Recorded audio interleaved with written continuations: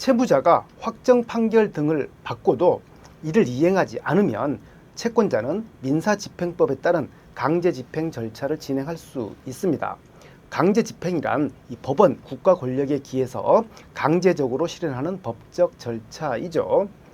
임차인이 전세보증금 반환 청구 소송을 제기한 후에 기나긴 소송 끝에 판결문을 받고도 임대인이 보증금을 돌려주지 않을 경우에 임차인의 선택지 중에 하나는 강제집행 절차를 통해서 보증금을 회수하는 것입니다. 전세보증금 반환 청구 소송뿐만 아니라 돈을 빌린 상대방이 제때 안 갚았을 때의 이 대여금 청구 등도 마찬가지이고요. 강제집행은 크게 부동산에 대한 강제집행, 채권에 대한 강제집행, 동산에 대한 강제집행으로 구분할 수 있고, 경매 대상이 되는 이 부동산에는 상대방의 토지, 건물, 자동차, 건설기계, 광업권, 어업권, 나무들도 포함이 되고, 압류 대상이 되는 이 채권에는 대표적으로 통장 압류할 수 있죠. 예금 채권하고 급여, 임대차 보증금, 도급 대금 등이 있고요. 그리고 채권자는 채무자의 유체동산에 대해서도 법원 집행관에게 강제 집행을 신청할 수 있습니다.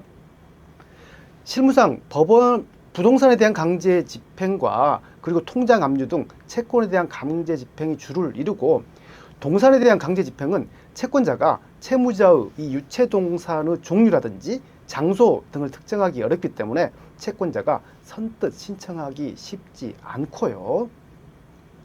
판결문을 받은 후에 강제 집행을 통한 실효적인 보증금 회수 절차로 보이는 바와 같이 5단계로 구분했습니다. 제1단계는 임차인이 당장 확인할 수 있는 임대인의 부동산을 경매에 넘기는 것입니다. 대표적으로 임차인이 거주한 임대차 목적물하고 임대인이 거주하고 있는 주택이죠. 만약 해당 부동산의 값어치가 채권액보다 훨씬 크다면 쉽게 해결될 수도 있을 것입니다. 제2단계, 임대인의 재산을 조회해야 합니다. 채무자의 재산을 조회하는 방법은 첫째, 법원에 재산 명시 신청하는 것, 그리고 신용정보회사에 의뢰하는 방법이 있습니다.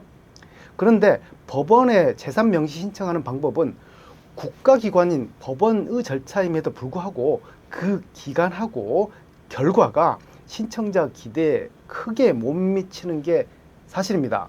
실제 재산 명시 신청을 해보면 시간 낭비, 돈 낭비임을 깨닫는데 그리 얼마 걸리지 않고요. 그래서 일반적으로 사설 신용정보회사를 이용하는 경우가 많습니다. 신용정보회사를 통한 채무자 신용조회는 비용도 그리 부담되지 않고 매우 신속합니다. 법원의 재산 명시 신청 절차를 통해 채권을 회수하는 데 실질적으로 도움을 주지 못하지만 간접적으로 채무자를 합법적으로 괴롭히고 번거롭게 만드는 수단으로 활용할 수는 있습니다. 채무자는 재산 명시 기일에 반드시 법원에 출석해야 하고, 만약 거짓 목록을 제출하거나 출석하지 않으면 감치됩니다. 채무자는 법원에 꼭 와야 하는 번거로움하고 유치장에 갈 수도 있다는 압박을 받을 것입니다. 채무자가 변호사를 선임하더라도 반드시 본인이 출석해야 하고, 채무자가 법인일 경우에는 대표이사가 출석해야 합니다. 제3단계, 본격적인 강제 집행 절차입니다. 채무자의 재산 사정에 따라서 가장 실효적인 방법으로 부동산 강제 경매 또는 통장 압류 등 채권 압류가 대표적입니다.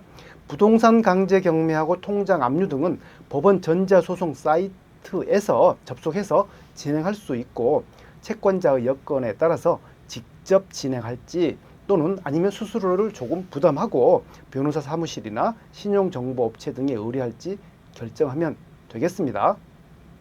통장 압류를 진행할 때 채권액이 1억이라고 가정하면 채권자는 압류 신청하는 이 은행의 압류액을 모두 합해서 1억 원이 되도록 분배를 해야 합니다.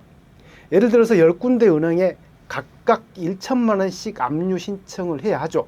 만약 각 은행마다 1억 원씩 총 10억 원의 압류 신청을 하면 법원은 과잉 압류라고 하여 신청 금액을 조정해라 라고 보정명령을 내리게 되고요. 제4단계 신용정보회사 등 채권 추심 업체의 채권 회수를 위임하는 것입니다.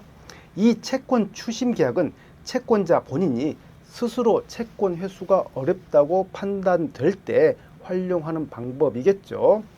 보통 채권자하고 신용정보회사는 회수된 금액의 20%에서 30%를 추심 수수료 명목으로 지급하기로 약정하고 채권 추심 계약을 체결하는데요. 예를 들어서 만약 추심 수수료 20%로 약정했을 때, 그리고 채권 추심업체가 판결문을 기초로 다양한 수단과 방법을 동원하고 채무자의 재산을 찾아서 채권액 약 1억 원을 전부를 회수했다고 하면 채권자는 8천만 원을 받을 수 있습니다. 채권 추심업체는 수수료로 2천만 원을 가지고 가게 되고요. 채권 추심업체가 만약에 5천만 원만 회수를 했다고 한다면 80%인 채권자는 4천만 원을 받게 되겠죠.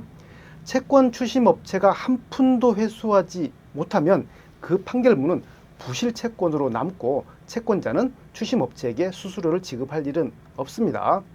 또한 채권 추심 계약은 회수된 금액을 기준으로 하기 때문에 후불제이고요. 제5단계 마지막으로 사기죄 고소도 검토해 볼 수 있습니다. 최근 소위 전세 사기 사건과 같이 임대인이 보증금을 변제할 자력도 없고 의사도 없어서 변제 능력을 기망했을 가능성이 다분할 때입니다. 사기죄로 고소당한 채무자는 경찰서에 출석할 의무가 생기고 여기서 또 채무자는 큰 압박을 받을 것이므로 고소하는 것도 간접적으로 효과적인 방법이 될 수 있습니다.